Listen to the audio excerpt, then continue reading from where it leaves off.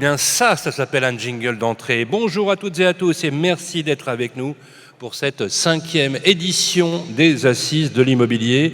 Nouveau défi, nouvelle ère, c'est bien le ton que l'on va donner à toute cette journée. Vous le savez, les amis, chaque année, on fait une ouverture un peu symbolique avec les officiels, si on peut dire les choses comme ça. Et ensuite, on enchaîne sur un programme qui va nous emmener aux environs de 13 heures. Différents ateliers et le village des partenaires est à votre disposition, bien évidemment. Vous allez être très nombreux aujourd'hui. Donc merci de respecter également les horaires et la mise en place des tables rondes. En tout cas, on va vous souhaiter à toutes et à tous une très belle journée. J'ai le plaisir de recevoir pour l'ouverture de cette 5e édition des Assises le maire de Metz qui est avec nous, François Grosdidier. Bonjour François. Bonjour. Merci d'être avec nous, vous êtes fidèle aux Assises de l'immobilier. Merci François Grosdidier, vous avez bousculé votre agenda pour faire l'ouverture, vous y teniez. Merci d'être avec nous. Également avec nous pour l'ouverture symbolique de cette 5e édition. C'est déjà un âge où l'on commence à grandir. Il est le président de la FNAIM, qui est la première organisation professionnelle de l'immobilier en France. C'est Loïc Quentin. Bonjour Loïc. Bonjour Sylvain. Merci d'être avec nous et d'avoir également tenu à faire l'ouverture des Assises de l'immobilier. Sans lui, tout simplement, il n'y aurait rien puisqu'il est le fondateur et l'artisan de ces Assises de l'immobilier à Metz, un professionnel connu et reconnu en France, mais aussi et surtout en Moselle. C'est Cédric Lavaux. Bonjour à tous, bienvenue. Bonjour Cédric. Avec les équipes qui sont autour de lui, effectivement, qui l'ont aidé, avec l'excellente Laurence Muller-Créance qui est avec nous. Bonjour Laurence. Jérôme Jubot et Franck Job. Merci d'être avec nous. Ça nous fait vraiment plaisir. Toute cette équipe, je rappelle, qui travaille bénévolement et qui organise tout au long de l'année ces assises pour vous permettre à vous toutes et à vous tous d'avoir toutes les informations sur l'immobilier et la ville en particulier. Mais dans un premier temps, Loïc Quentin, vous êtes le premier à prendre la parole. Vous êtes le président de la FNAIM, 5e édition, l'avis du président. Merci Sylvain, bonjour à toutes et à tous. Quel bonheur, quel plaisir d'ouvrir ces 5e Assises de l'immobilier à Metz. Dans un contexte si particulier, où nous avons besoin de regrouper toutes nos forces. Alors, belle initiative de la Chambre FNAIM de la Moselle. Et je crois que c'est une initiative que nous devons à la fois à la Chambre tout entière, mais surtout à son créateur, celui qui a animé, créé, organisé, suscité, dynamisé toutes ces assises pendant ces 5 années. Et pour cette 5e édition, ça sera encore le succès le plus grand qu'elles auront rencontré. Je vous demande de l'applaudir parce qu'il le mérite. Sous un tonnerre d'applaudissements, Cédric Lavaux, bravo pour ton engagement militant. Bravo pour cette belle initiative. Vous savez, le syndicalisme, on l'a dans notre tripes. Le syndicalisme, on l'exprime au quotidien. Et quand on voit des manifestations de cette qualité, de cette importance, organisées avec autant de talent, on ne peut effectivement que saluer ces belles initiatives. Ça fait partie de l'engagement syndical, de notre force, de notre conviction. Et bien évidemment, vous le savez tous, cette conviction, cette mobilisation, cette dynamique, nous allons en avoir besoin et de plus en plus dans la période à venir. Les combats vont être difficiles, les combats vont être soutenus et ils ont commencé depuis le début de l'année avec bien évidemment un scénario qui n'a abouti à rien, une menace de l'autorité de la concurrence qui est aujourd'hui mise en suspens, mais autant de signaux qui veulent s'attaquer à l'équilibre et à une profession qui n'est pas reconnue, qui est méconnue et pour laquelle nous avons besoin d'assurer une communication. C'est là l'enjeu de ces assises, c'est là d'avoir effectivement cette réflexion collective à partager tous ensemble au cours de toutes ces tables rondes et là où nous pourrons nous enrichir des expériences de chacun. Alors je ne voudrais pas, quitter et ne pas oublier faire un clin d'œil à la prochaine manifestation de la Fédération nationale de l'immobilier qui aura lieu au Carrousel du Louvre et je vous y invite tous, venez nombreux le 4-5 décembre à Paris avec un thème. Ensemble de toutes nos forces, rassembler tout l'écosystème de l'immobilier et faire de la FNAIM la première grande force syndicale en France. Merci. Applaudissements.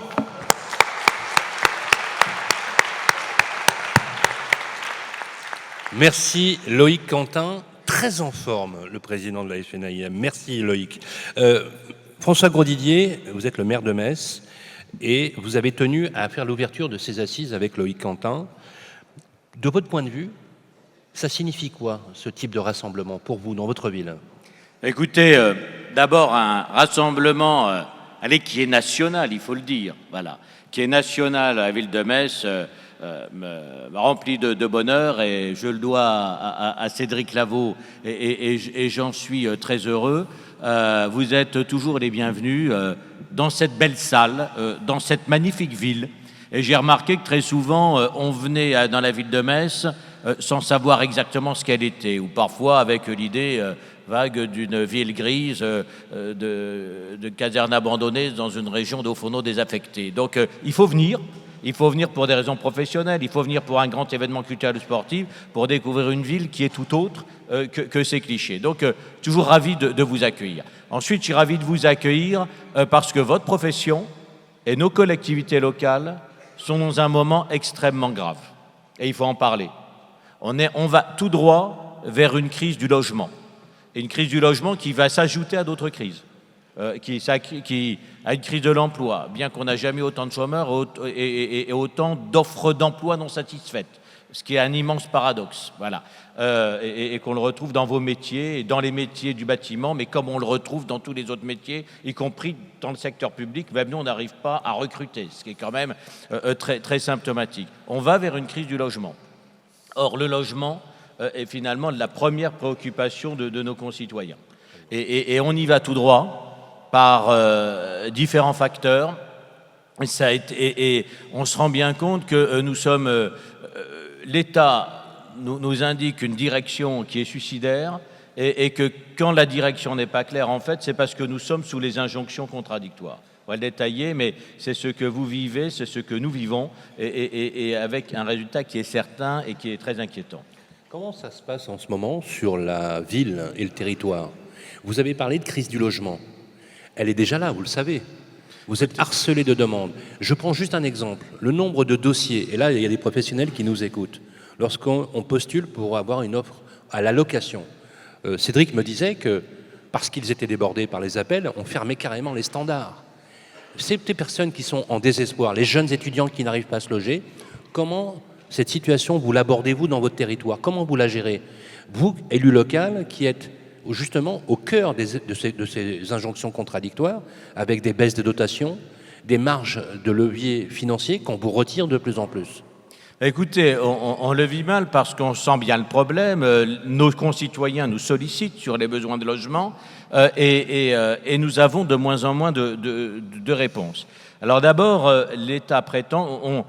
J'ai, comme Philippe Briand, plus de 20 ans de vie parlementaire. J'ai vite appris qu'on ne vivait pas dans une démocratie parlementaire, mais dans une technocratie à peine tempérée par la démocratie, et ce, de moins en moins. Et c'est plus vrai que jamais. Ce n'est pas les élus qui font la norme. Même quand on vote des lois, c'est des votes bloqués sur des projets de loi d'origine pondus par l'administration centrale, qui est complètement déconnectée. Donc aujourd'hui, on a cette demande de logement. Alors d'en haut, l'État nous explique, étude de l'INSEE à l'appui, que la Moselle doit se résigner à passer d'1 million d'habitants à 700 000 habitants à l'horizon 2050. Non. C'est ce qu'écrit l'INSEE, en appliquant à la Moselle les mêmes logiciels qu'à la Lozère et à la Creuse. À 60 km, les Luxembourgeois nous expliquent que leur dynamique de création d'emplois va entraîner l'arrivée de 300 à 600 000 habitants supplémentaires qu'ils ne pourront pas accueillir sur leur sol et que nous avons, pour la plus large part, vocation à accueillir. Eh bien, l'État ne regarde pas ce qui se passe à 60 km de Metz. Et nous avons aujourd'hui déjà 120 000 Mosellans qui passent la frontière tous les jours pour aller travailler, avec des infrastructures de transport insuffisantes, d'ailleurs que l'État n'augmente pas suffisamment, et l'État aujourd'hui nous prive des possibilités de construire, puisque au moment où nous établissons notre PLUI, les prises de position de l'État nous obligent quasiment à faire le ZAN maintenant et pas en 2030. Même quand on fait un PLUI, on réduit comme il se doit, qui est absurde dans notre situation, de 50% les surfaces aménageables à l'horizon 2030 pour les éteindre aux dates 2030, ce qui est déjà intenable. L'État, finalement, l'AMRAE et toutes ces instances nous demandent de le faire tout de suite maintenant. Donc ça, c'est sur le foncier. Après, même sur le foncier existant, on a heureusement quelques friches que l'on s'efforce de reconvertir. J'ai vu quoi, là, ces dernières années ? D'abord, l'extinction de l'accession sociale à la propriété. Et je pensais que c'était ce qu'il y avait de plus vertueux. L'investissement locatif en défisque a toute son utilité.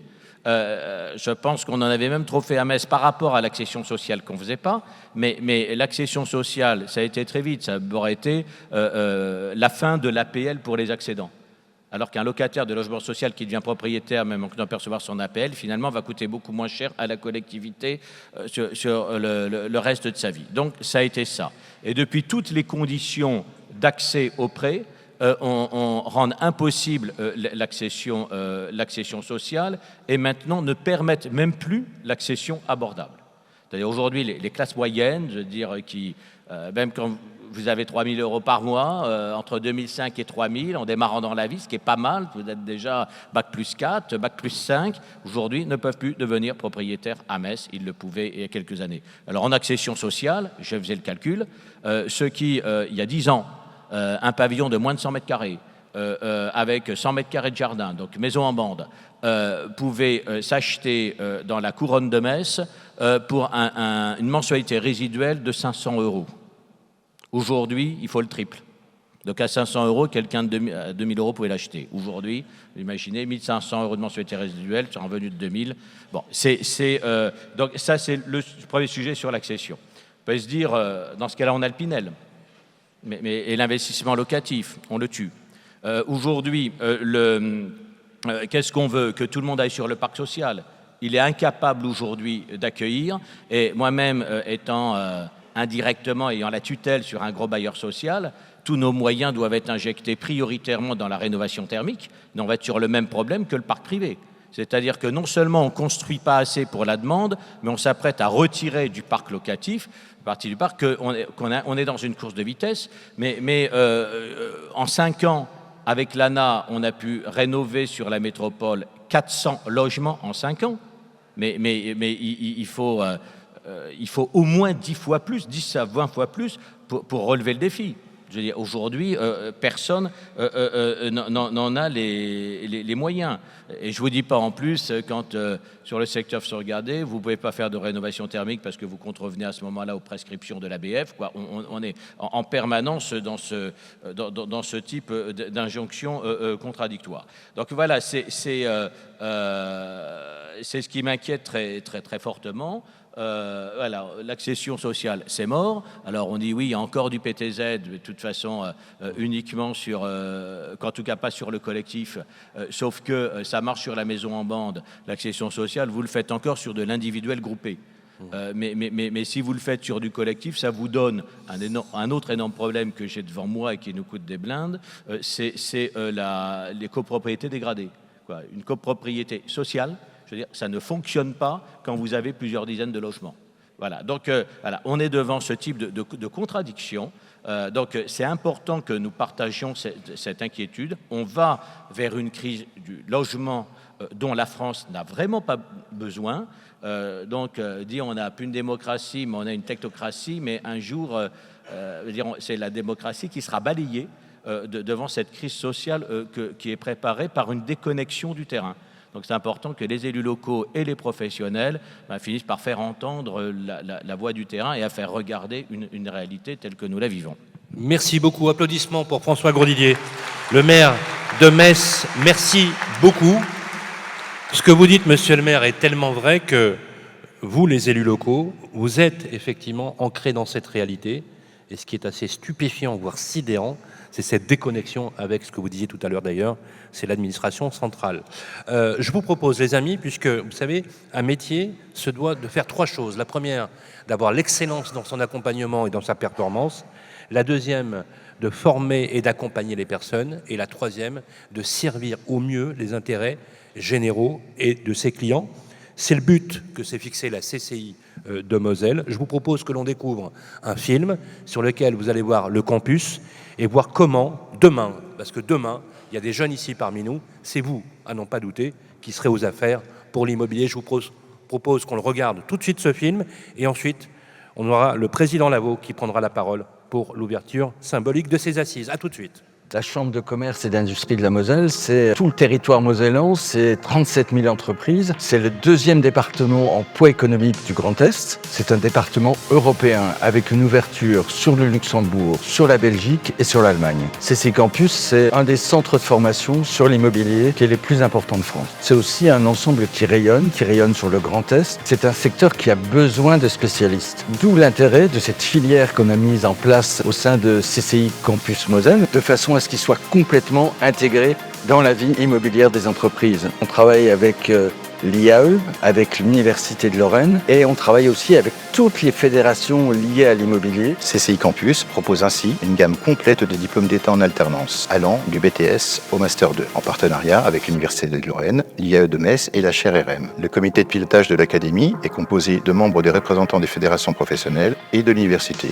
L'immobilier, je trouve que c'est quelque chose de très intéressant, c'est vraiment utile. On a un métier qui est utile auprès de nos locataires ou de nos clients pour un futur achat. On les accompagne vraiment dans une étape de leur vie. C'est, je trouve, avantageux de rentrer dans le monde du travail en faisant du 50-50 avec l'école. On est toujours aidé, on se sent épaulé. Je pense que ça permet d'être épanoui dans son travail, de savoir de quoi on parle dès le début. Je ne regrette absolument pas d'être passé par TCI Formation. Les formateurs sont compétents, on a beaucoup d'expérience et de retour sur leur vie professionnelle. En 17 ans, 3000 professionnels de l'immobilier ont été ainsi formés par des professionnels expérimentés. La qualité de l'enseignement est récompensée par l'obtention d'excellents résultats aux examens et une insertion professionnelle assurée. Qu'on a à la fois de la formation de base, mais aussi c'est de la formation continue et permanente, de façon à pouvoir conserver sa carte professionnelle. Et derrière ça aussi s'améliorer dans différents domaines. La filière immobilière de CCI Campus Moselle, c'est vraiment une des plus belles réussites collectives qu'on a réussi à monter avec toutes les fédérations professionnelles. Applaudissements magnifiques. C'est là que vous voyez qu'il y a une énergie. Je voudrais qu'on remercie tout spécifiquement, je crois qu'il est parmi nous dans l'Assemblée, Fabrice Janter, qui est le président de la CCI. Merci pour tout ce que vous faites, parce que c'est juste remarquable. Cédric Lavaux, la parole est à vous. Bonjour à tous, bienvenue à tous. Je vais être très court, ça ne sera pas un discours, mais plutôt un discours de circonstances pour que nous puissions être bien dans le timing au niveau des tables rondes. Je voulais en tout premier lieu remercier Monsieur le maire de son ouverture symbolique. Merci beaucoup François. Votre présence est pour nous très importante sur le symbole et nous sommes très heureux que vous soyez parmi nous.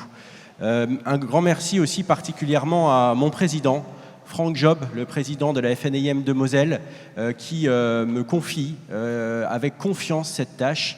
Et je voulais vraiment le remercier parce que c'est pas évident, il me fait une confiance aveugle. Et puis mes collègues et amis, Jérôme et Laurence, parce que l'idée de notre quatuor, c'est un peu l'idée de ces assises en fait. On est concurrents et on travaille depuis plus de 15 ans à essayer d'œuvrer communément pour cette profession dans l'intérêt de nos clients. Donc je pense que c'est le message à passer aujourd'hui. Nous sommes dans une période un peu plus complexe. L'immobilier est un métier de cycle. Le cycle, pour ceux qui n'en ont pas encore connu, va être un peu plus compliqué, mais il y a des solutions à trouver. Il faut cogiter, il faut garder les pieds bien sur le terrain, mais prendre aussi de la hauteur, comme ce qu'on va faire aujourd'hui, pour écouter les grands de l'immobilier, nous exposer leurs visions, parce que des visions, ils en ont, et puis qu'on puisse se raccrocher et trouver des solutions pour nos clients, mais des solutions, on en trouvera nécessairement. Le cycle, c'est aussi, et je voulais rebondir sur la vidéo de la CCI, c'est aussi des cycles de marché, mais c'est aussi des cycles de vie, et c'est aussi des professionnels qui se renouvellent, qui évoluent et qui changent avec le temps. Et je voulais saluer les 300 étudiants présents toute cette journée au long de l'événement.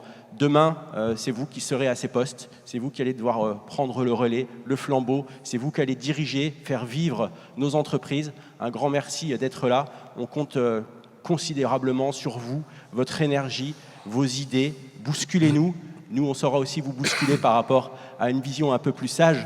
Mais n'hésitez pas, cet échange-là, il sera constructif pour notre métier et notre territoire. Très bonnes assises à tous, une excellente journée, profitez bien. Merci, applaudissements. Merci à François Grosdidier, merci Cédric Lavaux, merci Franck Job, Jérôme Jubot et bien sûr Laurence Muller-Créange. Merci pour votre participation.